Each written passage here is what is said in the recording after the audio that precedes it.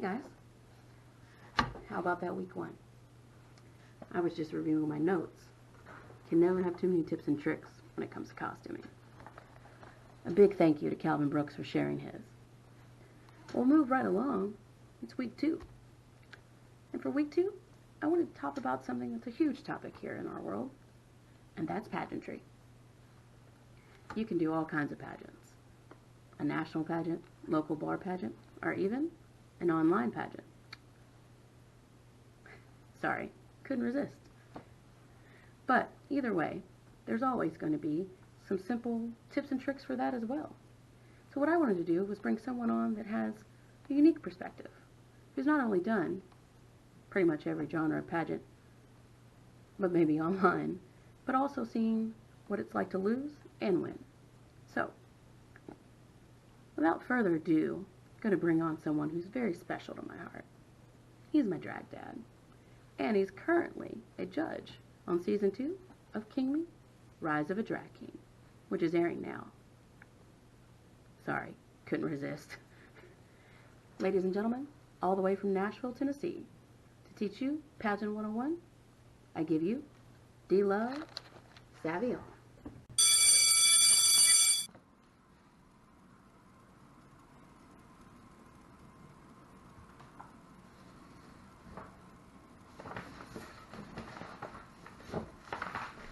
Oh, hello. My name's D-Luv Saviyon, and welcome to what we call Pageantry 101. I've been asked to speak a little bit on different things that may be steps that help you out, and maybe just give you some general ideas in regard to pageantry.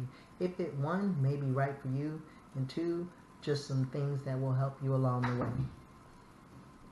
Also, some do's and don'ts in regard to pageantry. First things first, pick a pageant. Decide what type of level pageants are what you'll be interested in. If you are initially interested in pageants, then you want to find out the different levels. There are levels to pageants. So you have general bar pageants, you have community pageants such as the pride pageants, you also have national level pageants. So you definitely want to do your research and find out what pageants work best for what you are looking for.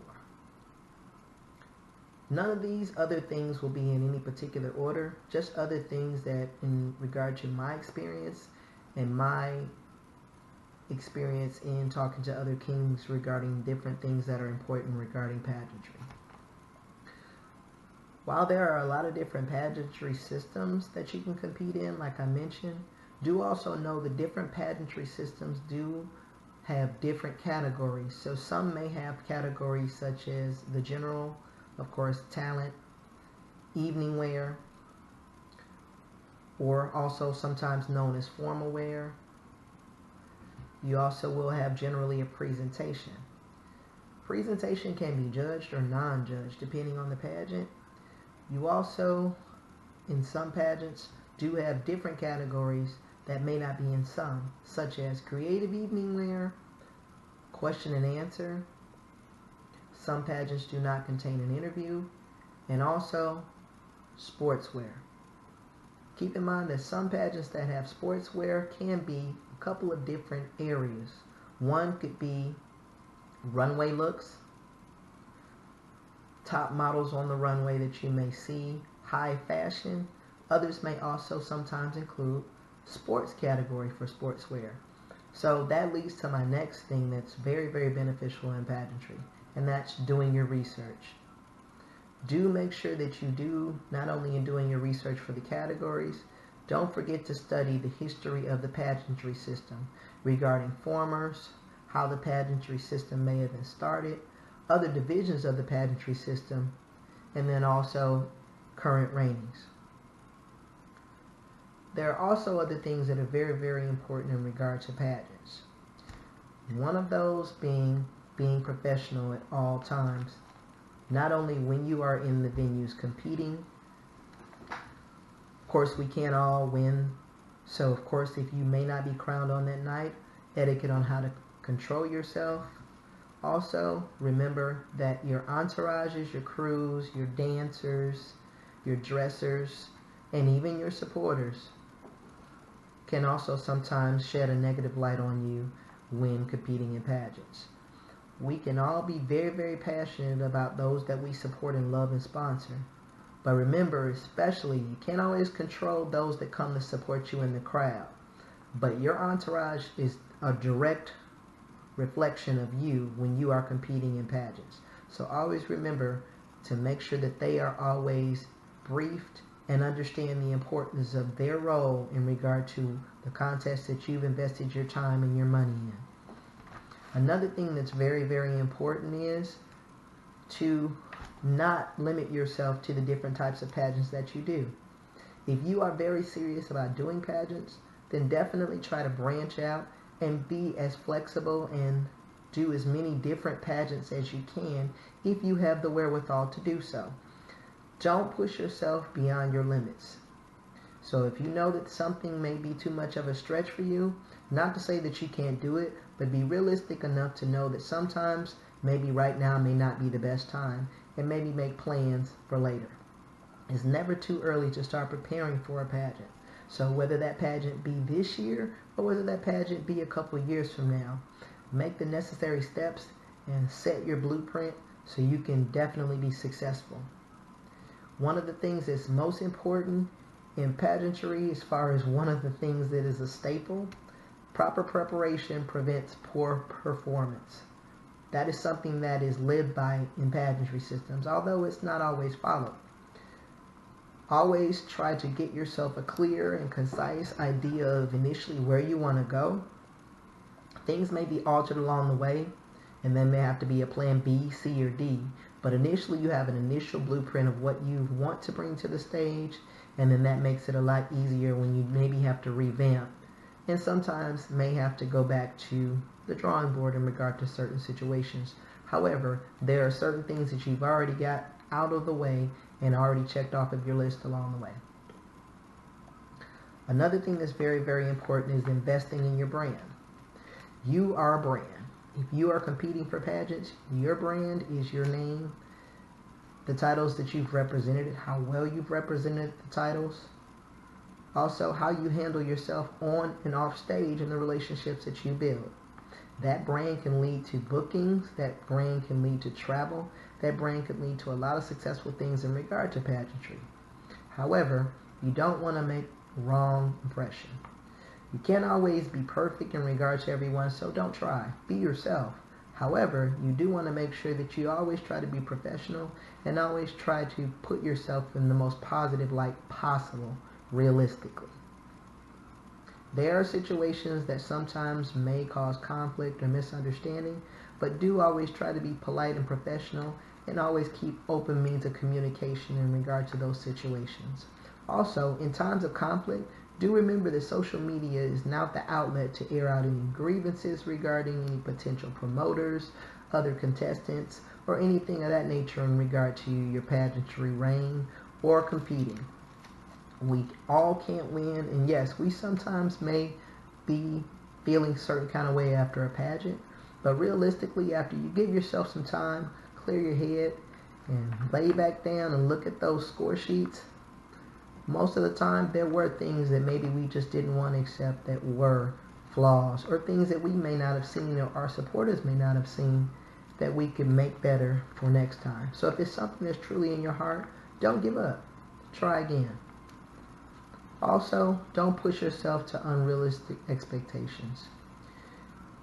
You know your strengths, you know your weaknesses. You can constantly make improvements on your weaknesses, and you want to try to maintain and keep your strengths strong. However, don't push yourself when you know it's unrealistic. Not only is it not healthy, but it also puts you in much more stress on the personal life. There is a personal and pageant life balance, and it's a very thin line between losing yourself in regard to that. You always want to try to stay true to yourself.